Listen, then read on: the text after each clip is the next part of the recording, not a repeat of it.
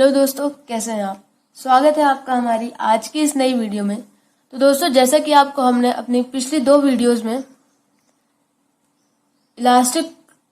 Elasticity के बारे में बताया था और इससे जो पिछली वीडियो थी उसमें हमने आपको स्ट्रेन के बारे में बताया था, स्ट्रेस के बारे में बताया था। तो यहाँ पर इस वीडियो में हम आपको स्ट्रेन के बारे में बताने वाले हैं और इसके बाद हम थोड़े से इसके बाद और टॉपिक्स आएंगे। Elasticity, Hooke's law, Young's modulus of elasticity, bulk modulus, shear modulus, तो उसके बारे में भी हम यहाँ पर डिस्कस करने वाले हैं। तो सबसे पहले हम स्टार्ट करते हैं कि स्ट्रेन क्या होता है। तो देखिए, स्ट्रेन को अगर आप नॉर्मली समझना चाहें तो स्ट्रेन क्या होता है कि जितना भी अगर हमने कोई डिफॉर्मिंग फोर्स लगाया बॉडी पर, ठीक है, और उस डिफॉर्मिंग फोर्स को हटाने के बाद उस बॉडी में जितना भी चेंज आया, मतलब जो बॉडी की शेप थी, साइज थी, ठीक है, उसमें कितना चेंज आया, वो चेंज जो हम मेजर करते हैं उस चेंज को हम कहते हैं स्ट्रेन।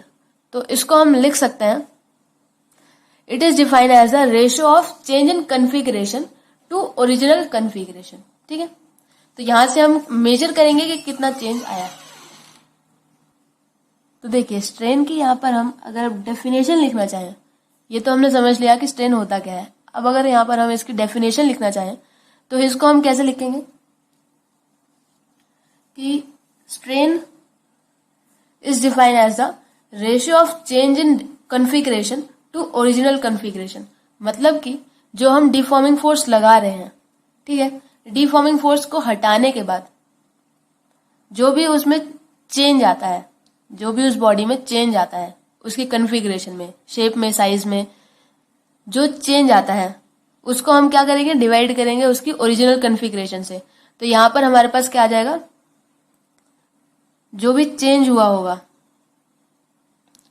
ये जो प्रोसेस हुआ उसमें जो चेंज हुआ उसको हम यहां पर लिख देंगे, तो हमारे पास ये स्ट्रेन की वैल्यू आ जाएगी। ठीक है, अब जैसा कि हमने देखा था कि स्ट्रेस 2 टाइप के होते हैं। पहला तो होता है नॉर्मल स्ट्रेस, दूसरा होता है टेंजेंशियल स्ट्रेस, या फिर उसको हम कहते हैं शेयरिंग स्ट्रेस। तो नॉर्मल स्ट्रेस भी 3 टाइप का होता है। पहला होता है टेंसाइल स्ट्रेस, जिसमें बॉडी की लेंथ इंक्रीज होती है जब हम डिफॉर्मिंग फोर्स को लगाते हैं। ठीक है, दूसरा होता है कंप्रेसिव स्ट्रेस। यहां पर क्या होता है कि डिफॉर्मिंग फोर्स को लगाने की वजह से जो बॉडी की लेंथ है वो कम हो जाती है। और थर्ड था हमारे पास हाइड्रोलिक स्ट्रेस। हाइड्रोलिक स्ट्रेस में जो बॉडी की वॉल्यूम है वो तो चेंज होती है, बट उसकी जो शेप होती है वो चेंज नहीं होती है। ठीक है, तो ये सब हमने आपको अपनी पिछली वीडियो में बताया था। तो अगर आपने वो वीडियो नहीं देखी है तो आपको उस वीडियो का लिंक डिस्क्रिप्शन बॉक्स में मिल जाएगा, आप वहां से जाकर देख सकते हैं। तो यहां से इसी तरीके से हम स्ट्रेन की बात कर रहे थे, तो इसी तरीके से स्ट्रेन भी 3 टाइप के होते हैं। पहला होता है लॉन्गिट्यूडनल स्ट्रेन, दूसरा होता है वॉल्यूमेट्रिक स्ट्रेन, और थर्ड होता है शेयरिंग स्ट्रेन। ठीक है, तो लॉन्गिट्यूडनल स्ट्रेन, नाम से पता चल रहा है कि लेंथ की बात हो रही है। तो यहां पर हम क्या लिखेंगे, longitudinal strain is equals to delta L upon L. यहाँ पर डेल्टा एल क्या है, चेंज इन लेंथ, और एल क्या है, ओरिजिनल लेंथ। ठीक है, तो longitudinal strain is equals to change in length divided by original length. वहीं अगर हम वॉल्यूमेट्रिक स्ट्रेन की बात करें तो वॉल्यूमेट्रिक स्ट्रेन हो जाएगा delta V upon V. Delta V होगा चेंज इन वॉल्यूम और वी होगा ओरिजिनल वॉल्यूम। और यहाँ पर ये एक थोड़ा डिफरेंस ही है चीज कि यहाँ पर हम शेयर स्ट्रेन की बात करते हैं। शेयर स्ट्रेन को हम थीटा से डिनोट करते हैं, और थीटा को यहाँ से हम, इसका फॉर्मूला होता है डेल्टा एल अपॉन एल। ठीक है, delta L is change in length और एल इज ओरिजिनल लेंथ।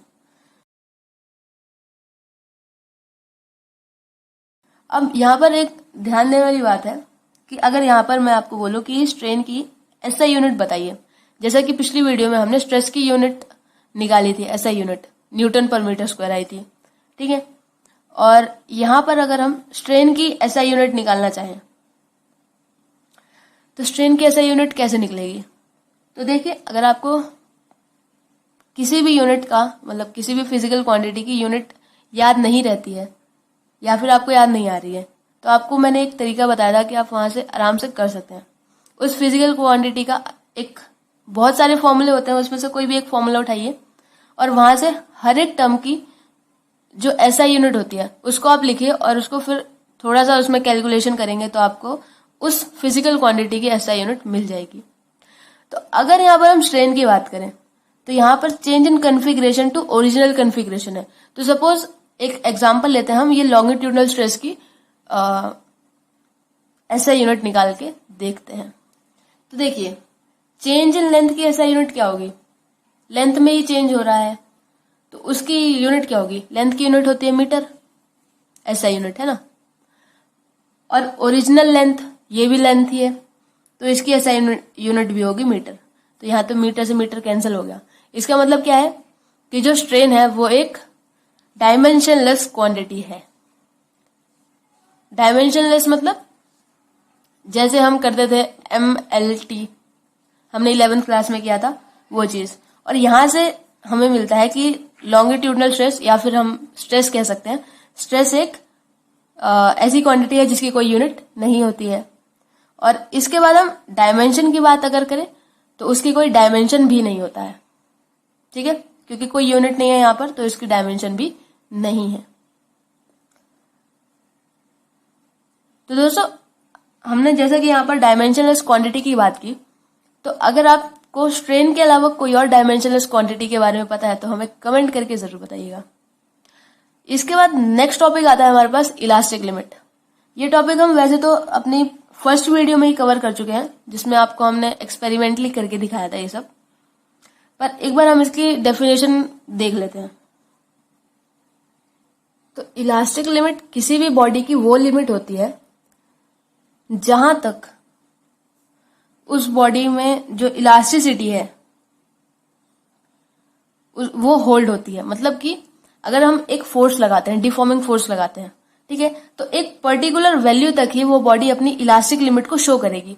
मतलब कि इलास्टिक लिमिट को शो करेगी, इसका मतलब क्या है कि अगर जो हम डिफॉर्मिंग फोर्स लगा रहे हैं उसको जब हम हटाएंगे, उस फोर्स को हटाने के बाद वो बॉडी अपनी ओरिजिनल साइज और शेप को रिगेन कर लेगी, ठीक है। लेकिन अगर ये जो पर्टिकुलर वैल्यू है इलास्टिक लिमिट की, ये जो पर्टिकुलर वैल्यू है जो कि हर बॉडी के लिए अलग अलग होती है, ठीक है, तो इलास्टिक लिमिट की ये जो पर्टिकुलर वैल्यू है, अगर इस वैल्यू से ऊपर हमने, मतलब कि इस वैल्यू से ज्यादा हमने डिफॉर्मिंग फोर्स लगा दिया, तो जब हम इस डिफॉर्मिंग फोर्स को हटाएंगे ना, तब क्या होगा, ये जो बॉडी है अपनी ओरिजिनल साइज और शेप को रिगेन नहीं कर पाएगी। या फिर उसको दूसरी टर्म्स में अगर हम बोले तो ये बॉडी इलास्टिक लिमिट क्रॉस होने की वजह से इलास्टिसिटी से प्लास्टिसिटी में कन्वर्ट हो जाएगी। मतलब अब ये बॉडी प्लास्टिक बॉडी बन जाएगी कि अगर हम इस पर कितना भी फोर्स लगाए अभी अपने ओरिजिनल साइज और शेप में नहीं आएगी, परमानेंटली डिफॉर्म हो गई, इसका मतलब उसकी शेप परमानेंटली डिफॉर्म हो गई। तो यहां से हमारे पास नेक्स्ट टॉपिक आता है हुक्स लॉ। अब हुक्स लॉ ये एक इंपॉर्टेंट टॉपिक है। हुक्स लॉ एक इंपॉर्टेंट टॉपिक है, कई बार पेपर में आ जाता है। तो देखिए इसका यहां पर इस लॉ के हिसाब से क्या है कि stress is directly proportional to strain, ठीक है, stress is directly proportional to strain within the elastic limit.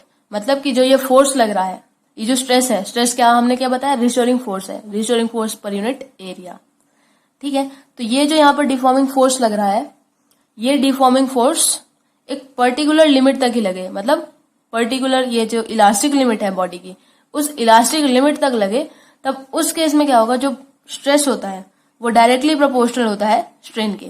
तो यहां से हम लिख सकते हैं कि stress is directly proportional to strain.